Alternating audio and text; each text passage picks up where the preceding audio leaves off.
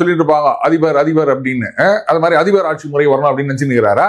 முதல்ல பதவிக்கு வரணும், அப்புறம் தான் நீங்க முறைய மாற்றுறீங்களா? இல்ல அந்த ஆட்சி முறையை மாற்றுறதுக்காக தான் நாங்க வந்து போராடிட்டு இருக்கோம், அதற்காக தான் நாங்க வந்து ஜெயிக்கணும்னு நினைக்கிறோம். இப்ப நடக்கக்கூடிய ஆட்சிகள் முறை வந்து சரியில்லைன்னு சொல்ல வராரு. அப்ப வேற என்ன?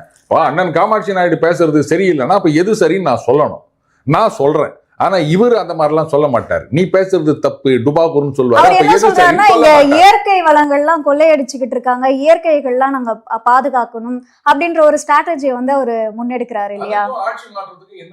இல்ல அது மூலமாவும் வேலை வாய்ப்புகளை வந்து நாங்க ஏற்படுத்தி கொடுப்போம். என்ன மாதிரி வேலை வாய்ப்பு ஏற்படுத்தி கொடுப்பாரு? நீ வந்து வாத்து முட்டை வித்துட்டு வா, அந்த பாலடை கட்டி வித்துட்டு வா, உலகம் பூரா நீ வந்து ஒரு ஆல்பம் எடுத்துக்கிட்டு போயிட்டு நீங்க உக்காந்தீங்கன்னு கம்ப்யூட்டர் மூலமா நீ மாடு மேயறத பாரு அப்படின்னா அந்த கம்ப்யூட்டரை எவன் செய்வான்? அதெல்லாம் வெளிநாட்டுல இருக்கவன் செய்வான். நம்ம ஆடு மாடு மட்டும் மேய்ச்சினே இருக்கணும், வேற எதுவும் செய்யக்கூடாதா?